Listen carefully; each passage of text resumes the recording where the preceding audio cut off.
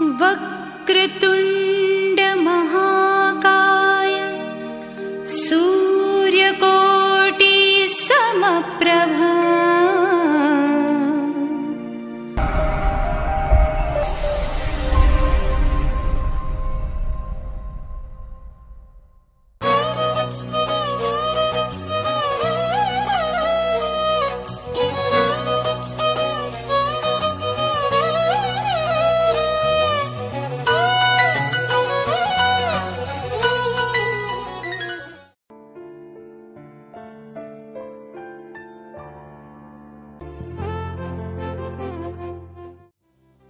అన్నా బండి అన్న బయటికి వెళ్ళి వస్తాను. బండి నాకు కొంచెం ఆఫీస్ పని ఉంది, కానీ ఆటోకి డబ్బులు ఇస్తా, కొంచెం పట్టుకెళ్ళు. సరే ఇవ్వన్నా. జాగ్రత్తగా ఖర్చు పెట్టుకో.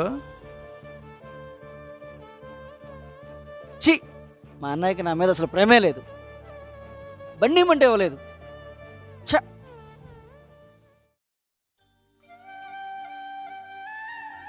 అరే మామ చెప్పరా.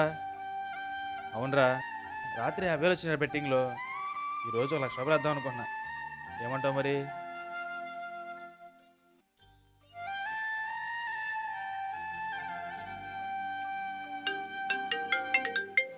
ఫోన్ వస్తుంది చూడరా.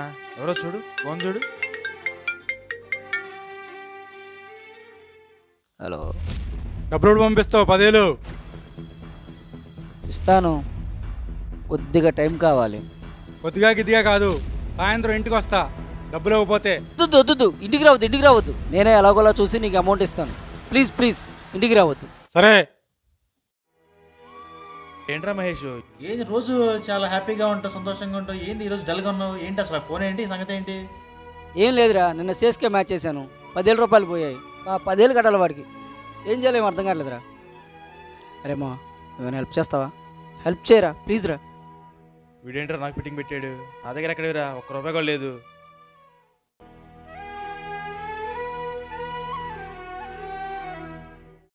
మామ, నేను ఒక మాట చేస్తా విను. చెప్పరా. ఆ డబ్బులు ఏదో మిన్నాయని అడగరా. మామూలుగా అయితే ఇవ్వడు. రేపు ఎగ్జామ్ ఫీజుకి లాస్ట్ డేట్ అని చెప్పరా, ఖచ్చితంగా ఇస్తాడు. అలాగమ్మా, థ్యాంక్ యూ రా. అరే కార్తీక్, థ్యాంక్ యూ రా.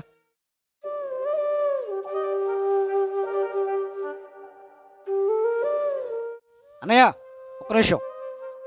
అన్నయ్య, కాలేజీ ఫీజు కట్టాలన్నయ్య. రేపే లాస్ట్ డేట్ అన్నయ్య. 10,000 కట్టాలన్నయ్య. కట్టకపోతే ఎగ్జామ్ రానివ్వరు అన్నయ్య. సరే తమ్ముడు, ఎలాగోలా నీకు డబ్బులు ఏర్పాటు చేస్తాను. సాయంత్రానికల్లా నీ చేతికి ఇస్తాను. రేపు పొద్దున ఫీజు కట్టేద్దు కానీ, సరేనా? సరే అన్నయ్య, థ్యాంక్ యూ అన్నయ్య. సరేరా, ఉంటాను. ఓకే అన్నయ్య.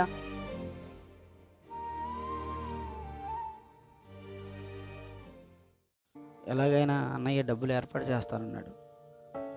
సాయంత్రం కల్లా నా చేతికి ఇస్తానన్నాడు. ఒకవేళ అన్నయ్యకి డబ్బులు దొరక్క నా చేతికి ఇవ్వకపోతే, లేదు అలా జరగకూడదు. శివన్న ఇంటికి వచ్చేస్తాడు. అలా వస్తే నేను చెప్పింది అంతా అబద్ధమని అన్నయ్యకి తెలిసిపోతుంది.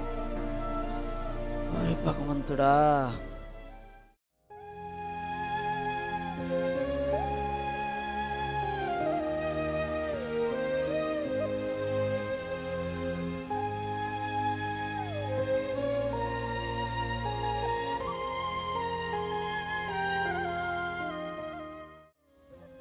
మహేష్, అరే మహేష్, అన్నా ఇటు రారా. అన్నా వాటర్ తీసుకోన్నా, తాగన్నా. థ్యాంక్స్ రా.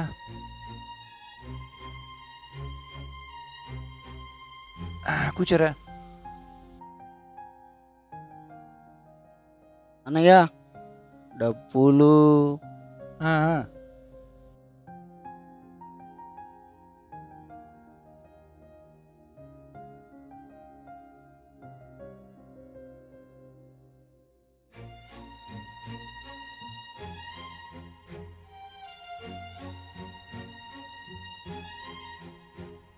ఇదిగో తమ్ముడు, ఫీజుకి 10,000 అడిగావుగా, తీసుకుని రేపు కట్టేసి. హ్యాపీ? ఓకే అన్న, థ్యాంక్ యూ అన్నయ్య.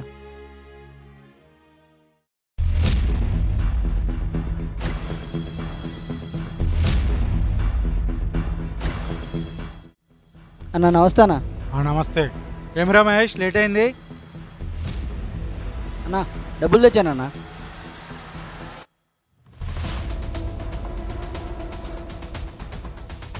చూడన్నా సరిపోతాయి అన్న. అన్న ఇది మా అన్నయ్య బండి లాగా ఉంది కదన్నా. అన్నయ్య బండేనన్న ఇది. ఈ బండి మెన్నయ్యదా? నేను నా దగ్గరికి వచ్చాడు. మా తమ్ముడికి కాలేజీ ఫీజు కట్టాలి, లేకపోతే ఎగ్జామ్స్ రాయనవరని చెప్పి పనిమాల ఈ బండి తాకట్టు పెట్టి 10,000 తీసుకెళ్ళాడు.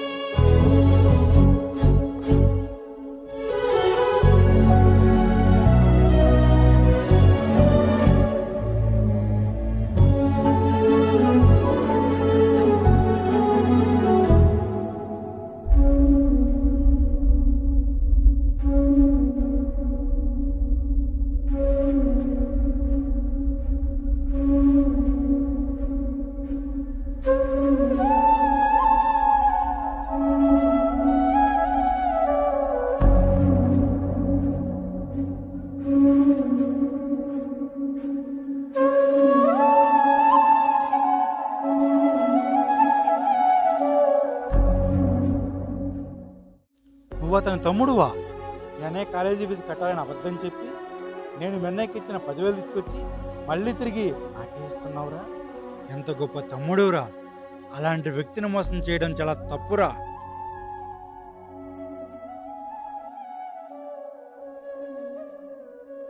సర్లే, నా డబ్బులు నాకు వచ్చాయి, ఇవన్నీ నాకెందుకు, పో.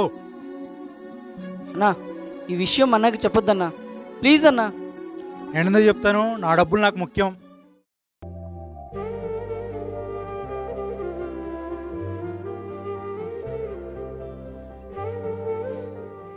తమ్ముడు ఫీజు కట్టేసావా? కట్టేశాను అన్నయ్య.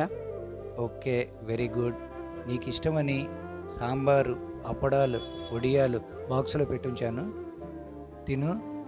అవి తినకుండా ఉండకు తమ్ముడు.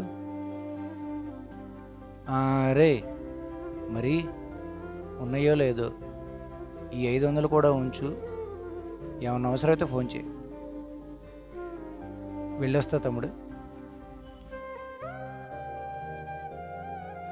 అన్నయ్య అరే మహేష్, లే. అన్నయ్య నన్ను క్షమించన్నయ్య.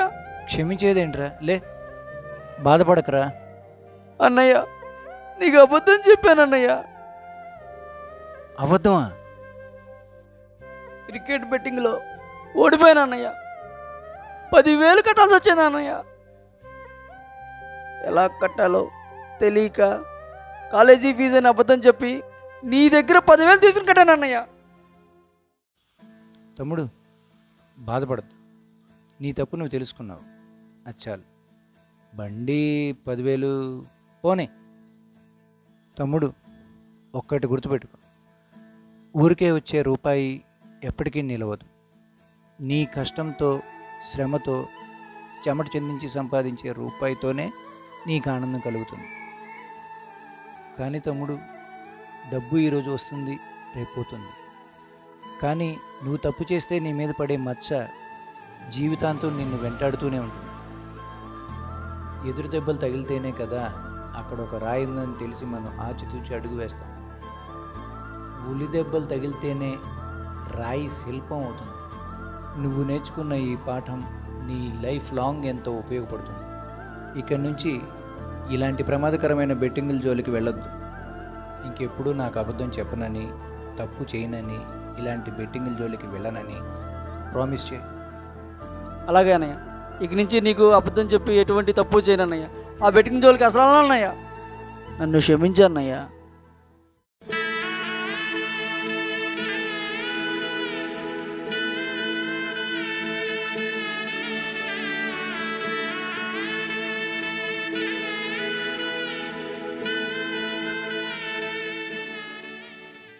దయచేసి ఆన్లైన్ బెట్టింగుల జోలికి పోకండి.